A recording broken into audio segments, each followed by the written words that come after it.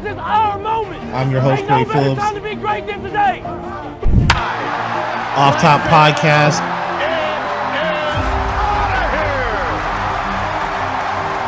To play, Bryant for the lead. Yes! Time.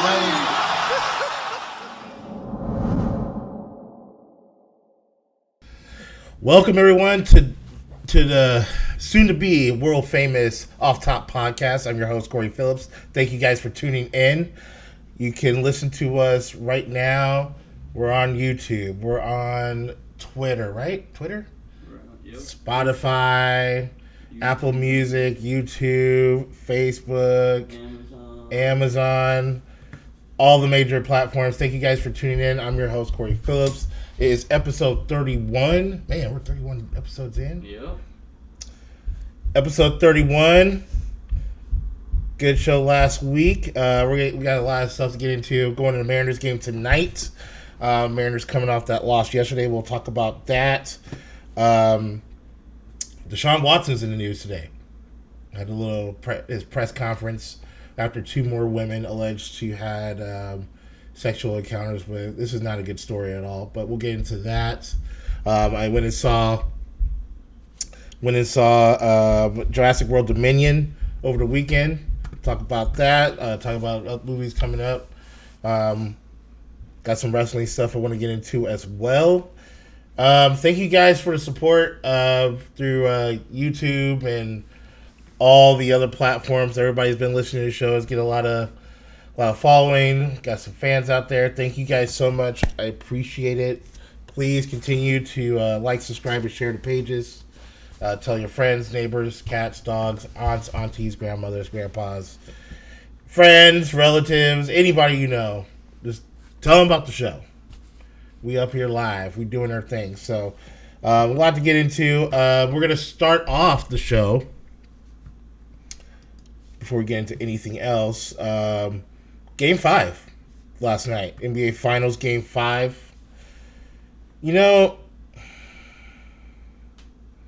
and final was Golden State 104-94. Steph had a bad game yesterday. Didn't hit he hit as many three-pointers as I did. 0. And yet still, Golden State pulled it out. And you know, I was getting a little excited because I've been pulling for Boston this series, mainly because Jason Tatum. Because Jason Tatum, if you don't know where I'm from, I'm originally from St. Louis, Missouri. That's my hometown. Just so happens to be where Jason Tatum's from. So I got a hometown little bias with Jason Tatum and the Boston Celtics, even though I am a Lakers fan. Always have, always will be, and it seems sacrilegious that I am rooting for the Lakers, or rooting for the Celtics in this series, because you know, anybody knows basketball knows Lakers and the Celtics have a heated rivalry. Worst of enemies. But in this series, I'm going with the Celtics, and last night, I really thought in that third quarter, especially when the Celtics went on that run, I thought that was it. I was like, the Celtics are pulling this out. But yet and still, Andrew Wiggins had like probably his best playoff game he's ever had. This is his first final, so I mean, but Andrew Wiggins with the 26 points, 13 rebounds. Warriors got off to an 11-point lead at the end of the first. 12-point lead at halftime. So you can imagine that my concern at that point. I was just like, oh boy, here we go. Third quarter, Celtics had the lead. They were up by like 6 at one point in the third quarter. And then the Warriors started to gain momentum towards the end of the third quarter. Jordan Poole with the big shot, the half-court shot to end the third quarter. And the momentum swayed over to the Golden State Warriors' way, and they pulled out the victory. Jason Tatum, 27 points, 10 rebounds. Obviously, told you about Andrew Wiggins with his big game. Now, the pressure is on. Because now we're going into a Game 6 elimination game. By the way, this was the first game. This is the first game. This is the first time in these playoffs that the Boston Celtics lost back-to-back games. Obviously, losing Game 4. That's that amazing performance by Steph Curry. But this one here, he had a little bit of help from Andrew Wiggins. Draymond had a better game.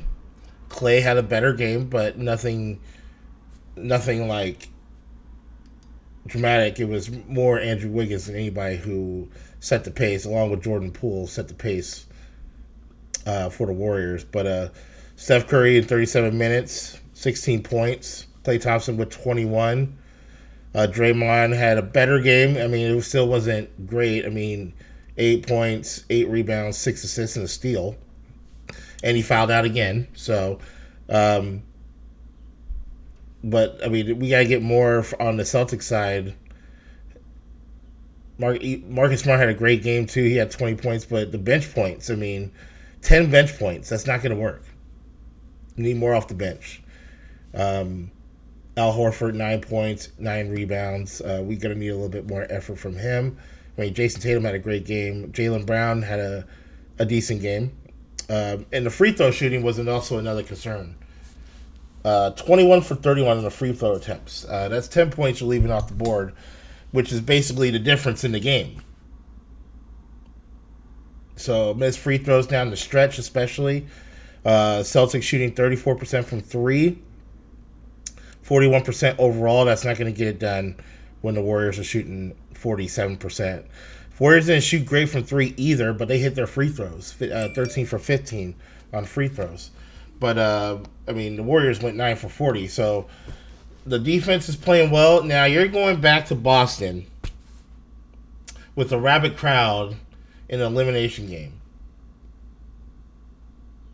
I mean, obviously the Celtics got the win, but I think the pressure is a little bit on Golden State. I was saying last week that if the Golden State Warriors would lose that Game 5, there would be immense pressure going back to Boston and finishing back up at home. But there's still pressure there for the Warriors. I don't think as much, but you still got to go to Boston Game 6. They're going to be on Draymond like you have nobody's business. I can't wait to watch. Game 6 is Thursday at 6 p.m. West Coast time. Need more from Al Horford. I need a little bit more from the bench, the role player guys off the bench. And they got to hit their free throws. I mean, you're literally talking 10 missed free throws and a lot of them down the stretch. I mean, guys that usually don't miss were missing last night. But the difference, the common denominator in all this has been the third quarter. And the Celtics had them. And they gave up the lead right at the end of the third quarter to give. I mean, he hit that half-court shot to give the Golden State Warriors a 1-point lead at the end of the third quarter, and that was it. So, Game 6, Thursday night, not tomorrow night. Thursday night in Boston. And if there is a Game 7, it will be back in San Francisco on the 19th, which I believe is Sunday? Yes, Sunday. So we're coming towards the end here. We're going to crown champion. My prediction, Boston wins handily, and they force a Game 7 in San Francisco on Sunday evening. So can't wait. These finals have been great. I've enjoyed watching every game, as much as I can, but it's been a great finals here, and we'll see what happens. On the other side of that, the NHL Stanley Cup playoffs start tomorrow between the Colorado Avalanche and Tampa Bay Lightning. The Tampa Bay Lightning looking for their third straight Stanley Cup championship. There hasn't been a dynasty. I mean, when was the last dynasty that we had in major sports? Lakers? Maybe the Patriots. I'm talking like 3 in a row. Patriots they've won 2 back-to-back, which is hard enough in the NFL. That's Carson on the camera, by the way, saying that the Patriots won 2 in a row, then lost, or didn't. Either they lost or didn't go back. Then they went back the following year. I mean, the Patriots. I mean, in the NFL, it is really hard to win 3 in a row. It's hard enough to win 2 in a row because of the parity of the NFL. And the scheduling and all that, and how often players change teams in the NFL. So, the Tampa Bay Bucks just won a Super Bowl 2 years ago. Mm-hmm. Same squad the following year, but injuries caught up to them. If they were healthy, you can make a case that Tampa Bay would have went on and won the Super Bowl instead of the Rams last year. Well, that's the thing. The Seahawks roster has changed. The Seahawks went to the Super Bowl back-to-back years and lost one of them because of a stupid play. We won't get into that, but that's a whole show. In any event, it's still hard to win back-to-back championships, let alone three-peat in the NFL. Baseball. It's kind of on the same thing. We haven't seen back-to-back or the Yankees in the early 2000s. Yeah. That's the last time. It flips on baseball all the time. Hockey, we've already said Tampa has won the last 2 cups. St. Louis before that. And then basketball, I mean, the Warriors have not three-peated, but there's people that can make the argument that the Warriors should have won 3 in a row. Because the Warriors won 1, they lost the next one, and then they won the next 2. I'm talking about LeBron James, Cleveland Cavaliers won that one in the middle. They played each other. Was it 4 straight finals they played? Cleveland and Golden State played each other? Or was it 3? I can't remember. It's a question I can look up. But in any event, it's hard to do. So we'll see if Tampa can get it done. Series starts tomorrow, game 1. Colorado hasn't won a Stanley Cup in 20 years. So they're looking to win their first chip in 20 years. So that should be good. Mariners tonight, coming off the loss last night. It was 4 in a row. Have the Mariners lost 4 in a row? No, I'm sorry. I was talking about Cavs Warriors. Oh, the Cavs Warriors. So it was 4 in a row. Yep. That's why the Warriors went 5 in a row and only won 2. 3. They should be 3. Well, in that 5-year run, they only went 1, 2. Right. So wait a minute. So no, it was 3. Sorry. My bad. So because they beat Cleveland the first time, mm-hmm. The second time around Cleveland beat them. Then they lost, and then Cleveland. No, and then they beat Cleveland 2 years in a row. And 2 years in a row, yes. That was when Durant came over. Mm-hmm. And Durant left, and we already know how that's going. But yeah, Mariners tonight. Mariners coming off the L against the Twins last night, 3-2. Had chances to win. They even had a golden opportunity in 9th inning. Jesse Waker, man, we brought him in here to hit right-handed relief pitching, and he strikes out to end the game last night. It's just unbelievable. So the Mariners 27-34, 7 games under 500. Hoping to get a win here to split the series so we can clean up for the win tomorrow. They play tomorrow afternoon. It's a 1 p.m. start. So anybody working from home or trying to get out of work, it's a good game to go to. But Mariners tonight, Logan Gilbert's pitching. A question was asked today to me. One of my friends asked me, like, "Hey, Cory, do you think if the Mariners don't make the playoffs this year, that Jerry Dipoto or Scott Service or maybe both need to go? And I was like, that's a good question. And I told him it depends on how the season ends. Now, let's say the Mariners don't make the playoffs. And Jerry Dipoto didn't bring any big-name talent in the trade line. Now, mind you, we still have three and a half months left of baseball left. So it's plenty of games. But, I mean, we're already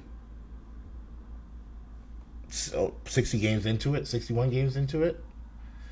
So, I think if that's the case, then Jerry Dipoto needs to go. Now, if the Mariners don't make the playoffs or don't even get 500, and Jerry Dipoto does make some moves to where he bring in some big name talent, and then on paper you're looking at it like, yo,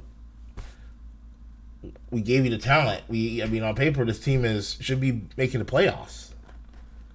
Then I think Scott Service needs to go. I know Scott Service and Jerry Dipoto are tied at the hip right now, but this has been a 7-year project. I mean, you at least have to address the question, what are we going to change? What's going to happen? You got to address it. Now, I think in the eyes of most Mariner fans, they will probably say, just clean house, and they both have to go. Because true Mariner fans are just like, we're over. We just want to make the playoffs. You know what I mean? But it really depends on how this team ends up. Now, and really, it's going to really depend on if they make any moves. But the Mariners got to start winning some series, man. They got to start going on a winning streak or something. They have won the last, until over the weekend, we lost the series to the Red Sox on Sunday, and we should have won that game on Sunday, but we have been playing well. In the last 5 series we had won until this past weekend. So the question is now, does Jerry Dipoto make a move for the trade deadline, or is he going to sit on his hands and see it play out? But at that point, you can't blame Scott Service. He's got the tools that he's got. But, we have some injuries. Kyle Lewis has been hurt. Mitch Haniger's been hurt too. But you knew that they were injury prone going in. So I would imagine, I thought he should have made some moves to get some healthier guys, some younger guys, maybe some guys that are going to make a difference in the lineup to compensate for that. And he didn't. So they were riding on their coattails of Adam Frazier and Eugenio Suarez and Jesse Winker and stuff. And right now, we're 7 games under 500. And I know it's still kind of early, but how long can you say that before you get rid of all that? It's crazy. And by the way, the Mariners just started. We'll keep an eye on that as the show is going on. A lot of baseball going on right now. There's a ton of games going on right now. But we'll get into some highlights and stuff. We'll keep you updated on the Mariners as it's going on. But top of the first, the Mariners are going right now. Deshaun Watson had some comments today. As you know, Cleveland's in minicamp right now.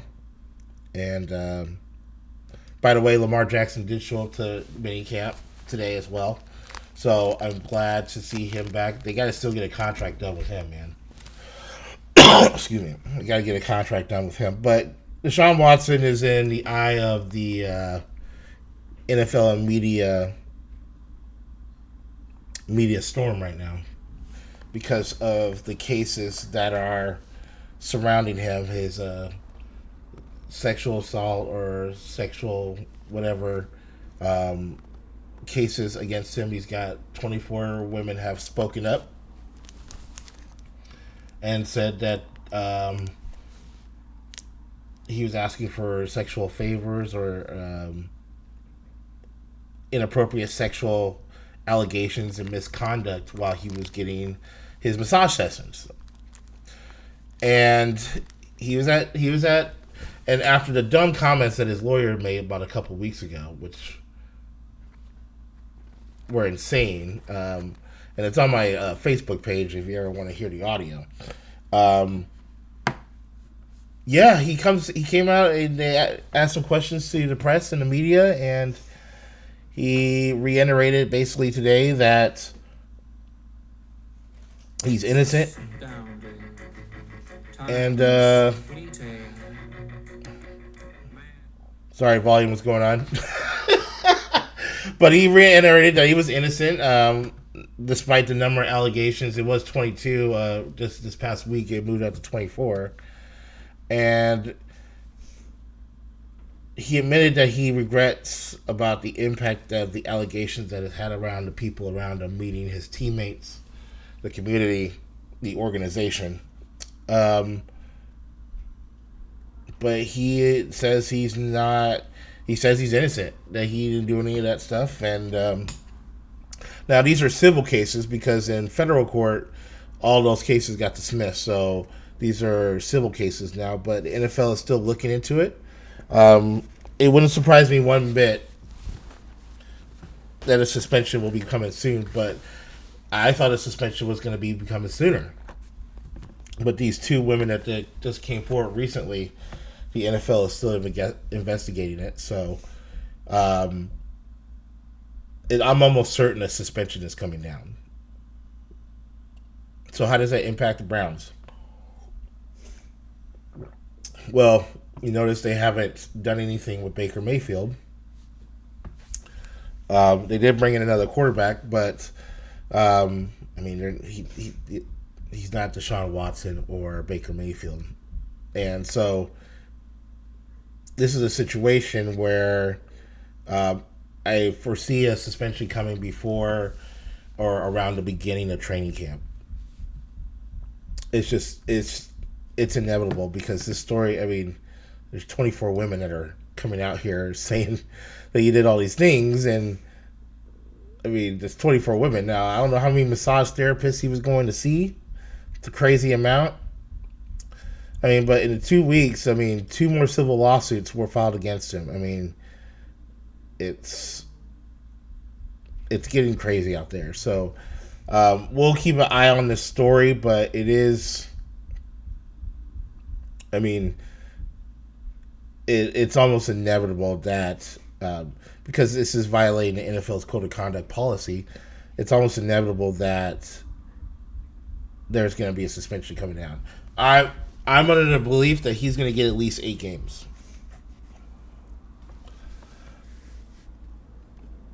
Some people think it'll be longer than that. I don't think it's going to be longer, but I mean, 8 games is almost half the season. It basically is half the season. So that's why you haven't seen any move for Baker Mayfield as of yet. But Baker Mayfield, that's the other problem you have, because Baker Mayfield is not happy with the organization and wants out. So a lot of dysfunction with this organization, a lot of drama with the Cleveland Browns, which you should be, I mean, if you're an NFL fan, you should be used to it. It's been going like this for years with the Cleveland Browns. That's why, I mean, through all this, they've only had 1 playoff appearance in the last 10 years. I mean, there's a reason why. The dysfunction of this organization is outrageous. And then speaking of dysfunction, my big topic of tonight, before we get into our preview, our weekly preview, we're going to be previewing the Rams schedule here momentarily, but the big story that has run rapid through the golf world. I'm a golf fan. I don't know if you guys knew that. You know what I mean? It's golf. It's fun. I like watching. But this live tournament that the Saudis have started.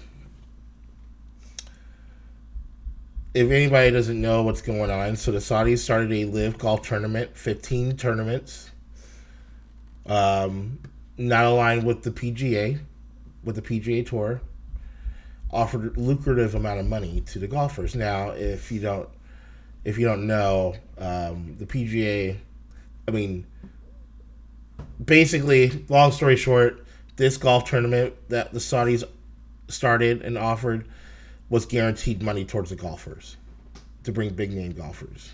over. Phil Mickelson was the first, and he took an offer for $125 million, guaranteed.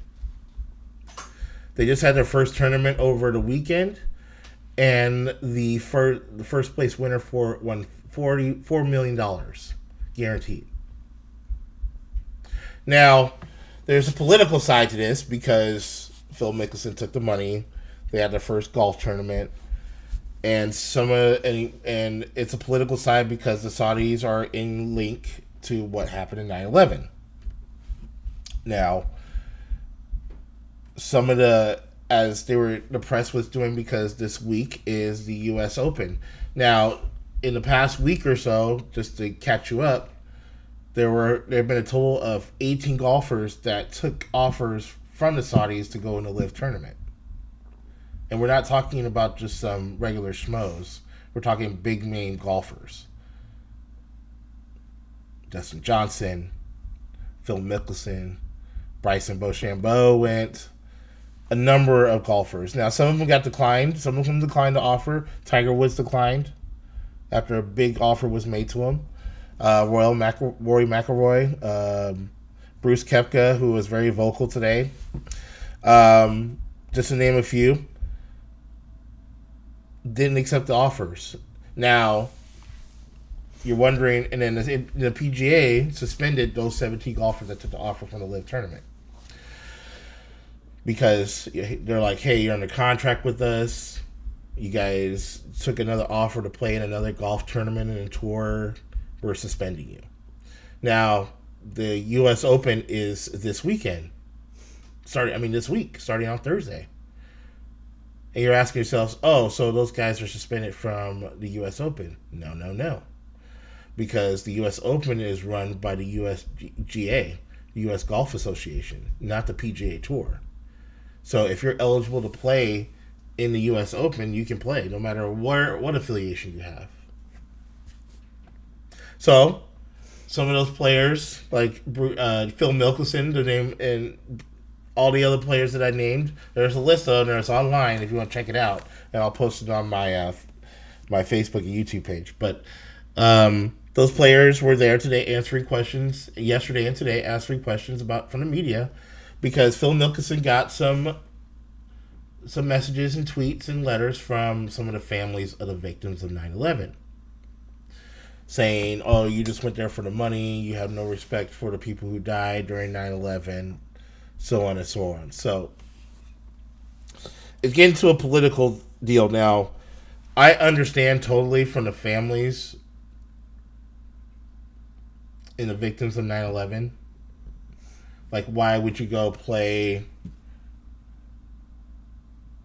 for a organization run by Saudis that were in direct links to 9/11, who don't accept women or gays in their communities and stuff like that, same-sex marriages and stuff like that.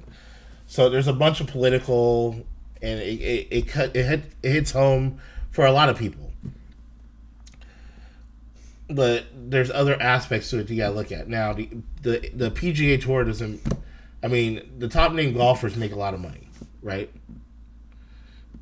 But these guys offered way more guaranteed money. Now, I sell cars. If you were, and I look at it from the aspect, okay, of course you're gonna take the money. That's the American way, right? If somebody offered you, say like you make $100,000 at a job, or $200,000, or even $500,000, and somebody offered you $4 million guaranteed to do the same job, would you take it?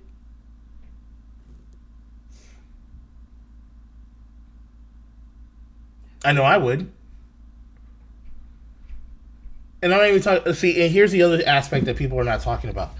So I get it from the family's aspect, and Phil Mickelson, his comments on what he said in that press conference. I mean, he's rich. He should have a team, a PR team that should help him, because you knew these questions were coming up. You're going to one of the biggest golf events of the year. You knew this is a big story.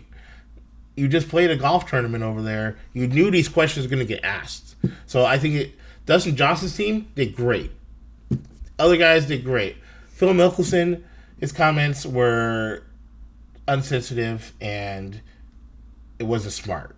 And they did a poor job with his PR team.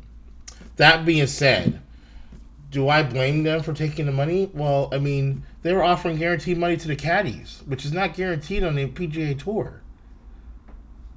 Number one. Number two, if I was offered the same type of money, but like a million times more than what I'm making now for the same job, that's the American way, right?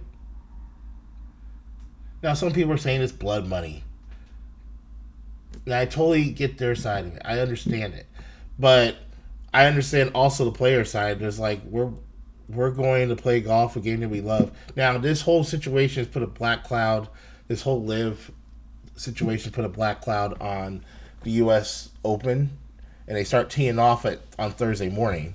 So, and there'll be more questions asked by golfers and what their opinions are, or why did they take the money and stuff like that. But if they weren't getting this excessive amount, I think people sometimes pick and choose what they want to argue when they want to get mad about stuff. Now, you got to also understand that there are workers that are working these events, right?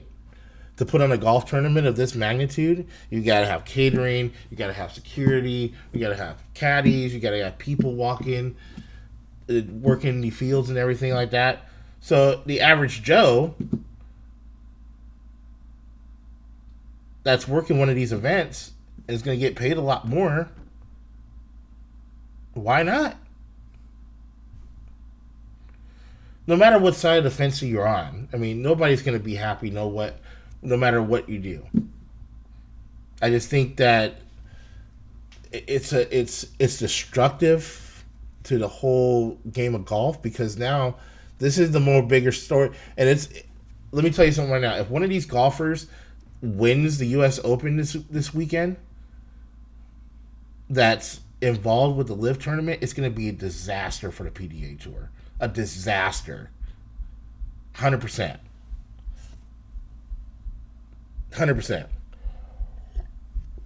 Not a good situation right now with golf, but this is the biggest story in the sports world right now, is this situation with the LIV as we move into the U.S. tournament. But I just think that if the other thing I thought about was like I think the amount of money is what's grabbing people's attention, because PGA golf tournaments, when you win it, you're not getting nearly as much as this money. You know what I mean? So if it was less money, or it wasn't a huge amount of money, nobody would even bat an eye at this. But, oh man, $4.5 million guaranteed to win one of these tournaments?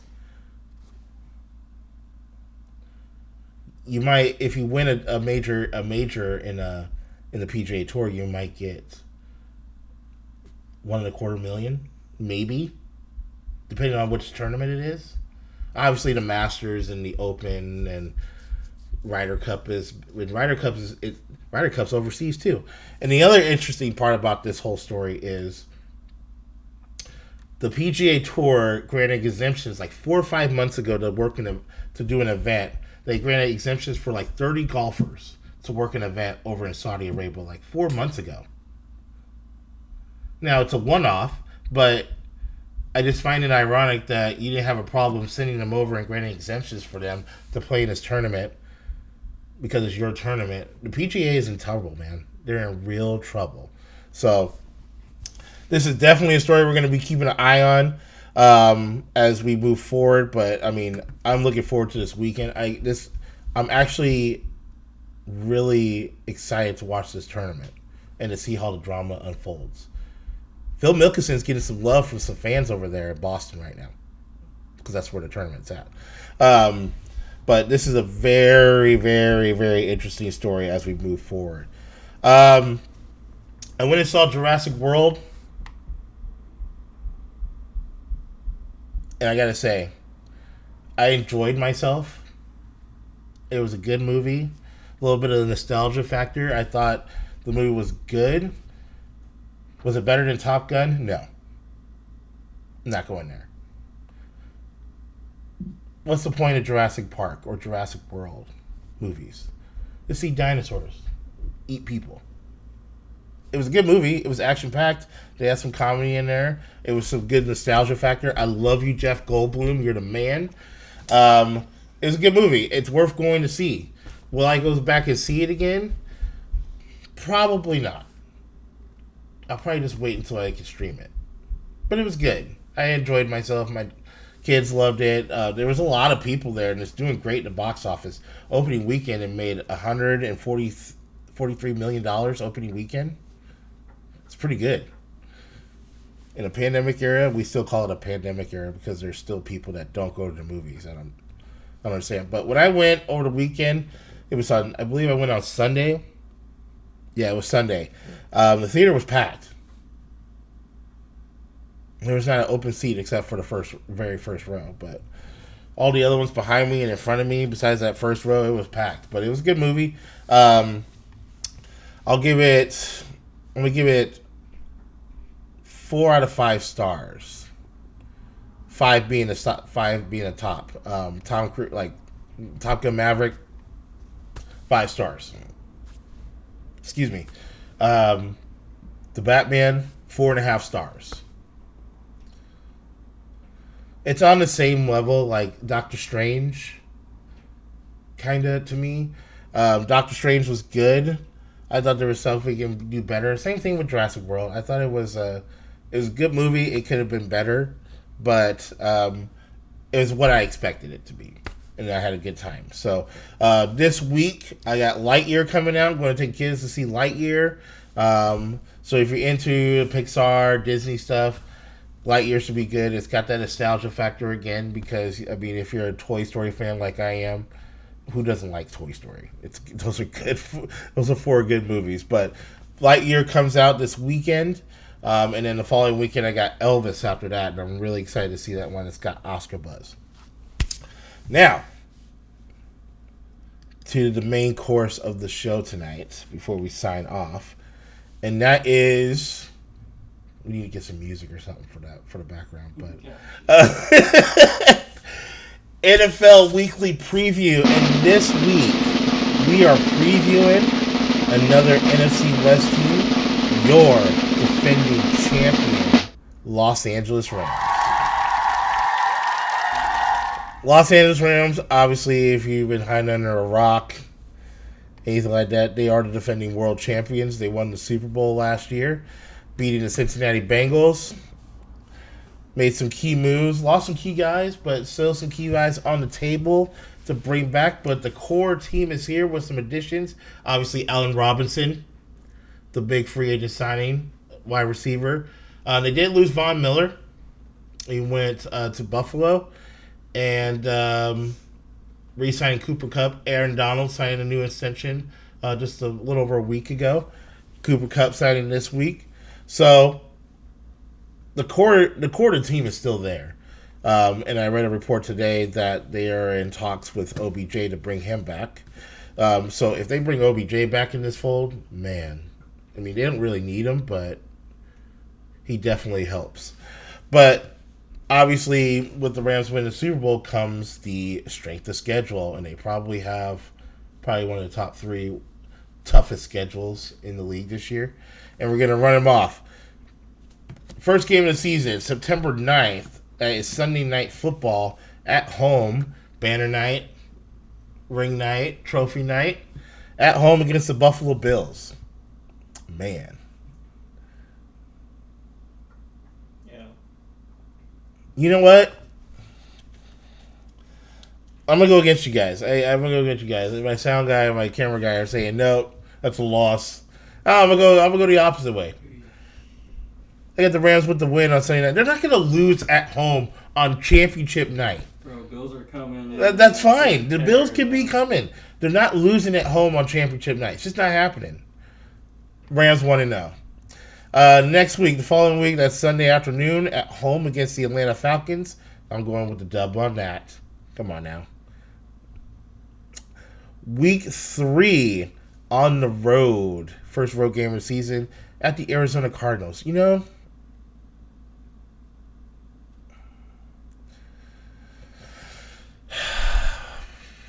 This is a tough one. I feel they have a tough time with Arizona. They always split with Arizona. So I'm going to give Arizona the L on this one. On the road, first road game, I'll give Arizona the win. So that's 2-1, right? Next week, Monday Night Football, October 3rd, on the road in Santa Clara against the 49ers. 49ers, we don't know what their quarterback situation is. We don't know.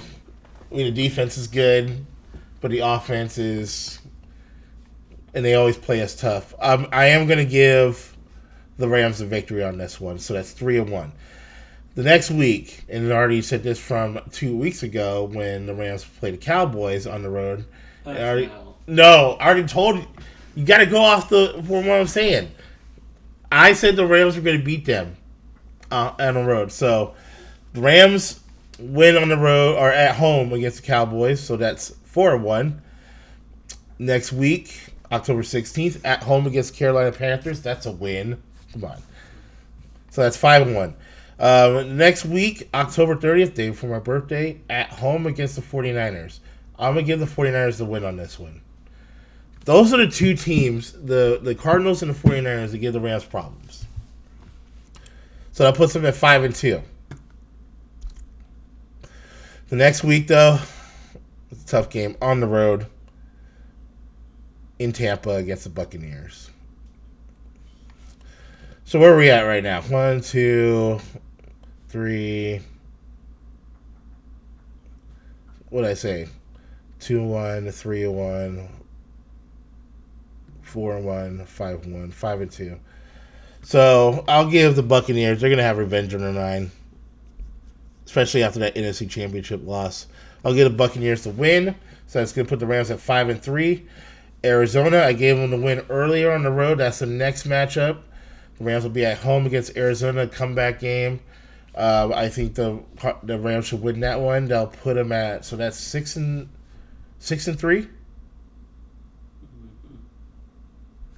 Let's count it. Bills, Falcons, that's 1-2. Loss at the Cardinals, 2-1. Beat the 49ers, 3-1. Beat the Cowboys, 4-1. Beat the Panthers, 5-1. 5-2 loss against 49ers, 5-3 against the Bucks.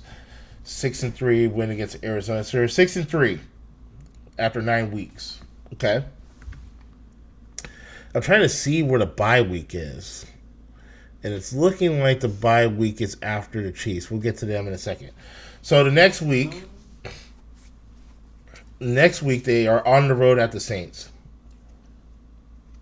Bye week is week 7. Is it week 7? Yes, after Carolina. Okay, yeah, there's 2 weeks of. Okay, so the bye week's at week 7. I like that. 7 weeks of football, then the bye, or 6 weeks of football, then the bye week. I like that. So the next one on the road at the New Orleans Saints. It's 10 a.m. start. I'm going to give the Rams the win on that one. I do like the Rams' chances because Saints offensively, we don't know how they're going to be. And the defense is kind of mid-level. So that puts the Rams at 7-3. The next week after that, that's Thanksgiving weekend. I'm giving them the L because they're playing the Kansas City Chiefs. Now, I think it'll be a close game. Kansas City don't have the offensive weaponry like they've done in the past. You still have Travis Kelce, though. They did add Juju Smith-Schuster. You still got a nice running game. And you still got Patrick Mahomes. And I don't ever like going to Arrowhead and playing in that stadium. It's the loudest stadium in the league. So I'll give the Rams the L on that one. Next week at home against the Seahawks, that's a win. Seahawks would beat them. So that puts them at what? We're at 6-3 after week 9. So 6-3 after the Cardinals? Yeah. So I gave the win, so 7-3 against the Saints, 7-4, and then the Seahawks will put them at 8-4. So 8-4 going to the next week at home against the Raiders. That's a tough one. That's gonna be a hell of a game. That's Sunday Night Football too. Gosh, I gotta give them the L. Really? Raiders are good, man. That's one I would give them the W. Really? I mean, at home. Yeah, that's true. They're at home. All right. I'll give them the dub. So that's 9-4. Mm-hmm.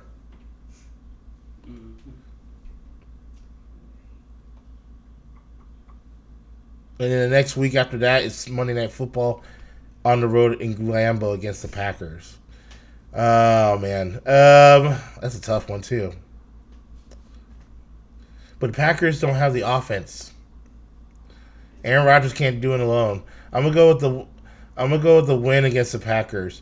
And then this game right here on Christmas Day at home against the Broncos.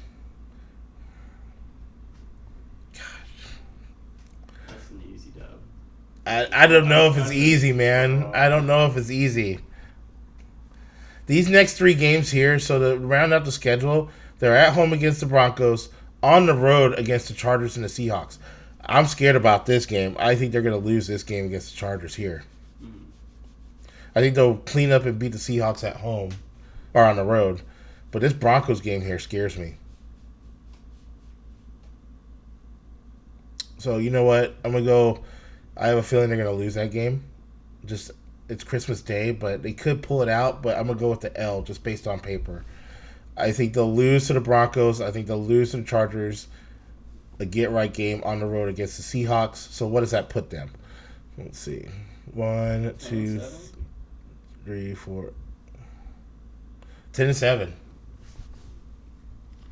That'll be enough for a wild card spot. Possibly a division win. The moral of the story is the Rams are going to make the playoffs again. And they're going to defend their Super Bowl title. 10 wins should be enough to get them in the playoffs in a year that the NFC is at its weakest. Let's be honest. Green Bay's gotten weaker. Cowboys to a certain extent have gotten weaker. Tampa to a certain extent has gotten weaker. The Rams to a certain extent gotten weaker. So then who is the top tier from last year? The Rams basically have the same squad minus OBJ and Von Miller. And it's not even a guarantee there might be a chance OBJ comes back. We know Von Miller's in Buffalo. So that give or take a win, we're looking at a Rams team. I'm gonna go 10-7, but it can possibly move the needle and go 11-6. I don't think they're winning less than 10 games. That's my opinion. So I'll stick with that. Rams 10-6. Good season. They'll make the playoffs. What did I give the Cowboys? I was like 9-8. You gave 9-8. I gave 10-7. Oh, so they'll have a better record than the Cowboys. So that's another bonus, and they'll make the playoffs as either they're gonna make it as a wild card for sure. Will they win the division with a 10-7 record? Possibly. We're gonna have to preview the Arizona Cardinals and to a certain extent the 49ers schedule and see where they're at. But we're not going to do that next week because next week we are going to preview the defending AFC champion Cincinnati Bengals. We haven't talked a lot about the Cincinnati Bengals. Joe Burrow and the crew. We're going to preview them. A lot of little mix-ups going in the AFC North with the uncertainty of Lamar Jackson in Baltimore, the retirement of Ben Roethlisberger, who's going to take over the helm at Pittsburgh, and we already had talked about the dysfunction in Cleveland. It's Cincinnati's division for the taking once again. So we're going to go through that. Obviously, comes success, comes a harder schedule. They will have a toughest, they probably as tough a schedule as the Rams got. The Rams' schedule is tough. I mean, if you look at their schedule right now, they're playing the AFC West this year. So you got Raiders, Broncos, Chargers, and Chiefs. On top of the NFC West, which in some people's minds is the second toughest division in football, besides the AFC West. So you got Arizona twice, San Francisco twice, Seattle twice. Starting off with Buffalo. And starting off with Buffalo. That's a tough one. And you know what? Don't hold. Yeah, we're gonna have to hold me to it. I'm gonna stand fat and stand firm because we're on video now. But it wouldn't surprise me if Buffalo wins that game. I just don't see it to start a season off. You're raising the banner. You got the Super Bowl trophy. They're going to display that. Everybody's going to be getting their rings, including Von Miller. And the Rams lose that game? I think Rams lose that game and then they beat Denver. So I think still 10-7. But I think they're beating Denver and losing to Buffalo. Yeah. Okay. Yeah, I think the opposite. I think because at that point, Broncos will probably be playing for something. Mm-hmm. That's fair. I think the Broncos will be in the conversation as far as a wild card or division title. Do I think they're going to win the division? No. I think it comes down to the Chiefs or the Chargers. Those are my two picks to win the division. But the Raiders will be in the mix. And I think all four of those teams in the AFC West will be in the mix for the playoffs next year. No doubt about it. It's a strong division. You look at the rest of the AFC. Buffalo's good. I don't know if New England will be able to hold it down like that. I mean, they got to add some offense to it. I mean, Mac Jones needs some weapons around him. Miami's going to be good. All their roster moves that they've made. Tennessee was just in the playoffs last year. Derrick Henry will be healthy. The Colts just got Matt Ryan. I mean, the AFC went, and then Baltimore. If everything is right, Lamar Jackson's happy. Baltimore will be in the mix too, and Cincinnati as well. So the AFC is stacked, and that's why I think this will be an advantage for the Rams because the Rams will deal with a lesser. I mean, we could be wrong. There's always going to be a surprise team. Minnesota can get their act right. I think Minnesota can be a playoff team if they can get their shit together. I think Kirk Cousins is the reason why they suck. But that's neither here nor there. So next week, we'll preview the Cincinnati Bengals. We're going to talk probably about the U.S. Open for sure, the aftermath of the U.S. Open this weekend. By the time we get back here next week, we're going to have an NBA champion. Will it be Boston? Or will it be Golden State? Put your comments in any platform that you're able to do it at. Just put your comments. Let me know if you think Boston's going to win or if you think Golden State's going to win. I'm still rolling with Boston. They got some work to do starting on Thursday night. But thank you guys for tuning in. Please like, subscribe, and share the page. Tell everyone. Thank you guys for support. Until next week, we'll see you soon. Peace out.